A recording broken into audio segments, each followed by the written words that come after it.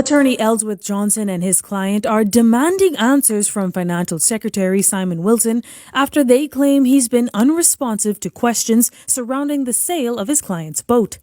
Marine mechanic Kevin Dean explains that the boat was forfeited to the Crown after it was allegedly used in a crime, but the magistrate found that Dean had no involvement.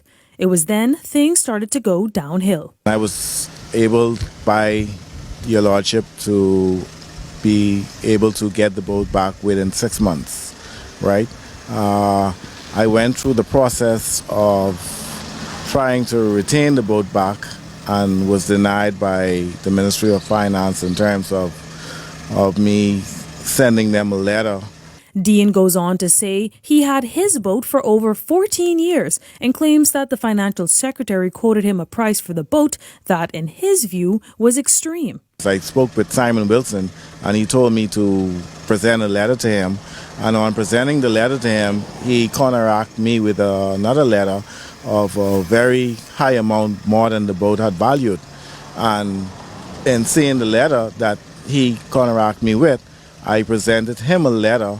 Here's where things got tricky, according to Dean's attorney. We're concerned that the vessel is now in the possession of an employee of the Ministry of Finance, and that it may have been placed in that individual's possession before the expiry date that the magistrate gave our client an opportunity to purchase the vessel back.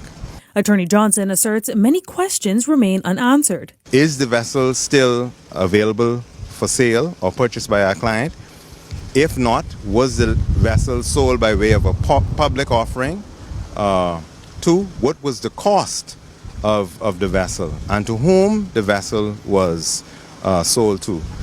We are concerned, but though not surprised, that on receiving our letters, we were not even afforded the courtesy of a response.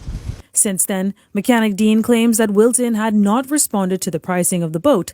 Attorney Johnson says that these circumstances raise serious issues regarding the Ministry of Finance. My client's loss of his vessel raises serious concerns of impropriety. It may raise concerns of the misappropriation of public assets, fraud, or conflict of interest. And so today we're just here to say to Mr. Wilson that as one of the nation's chief financial agents or servants, that you have a responsibility to respond to one of Her Majesty's citizenry.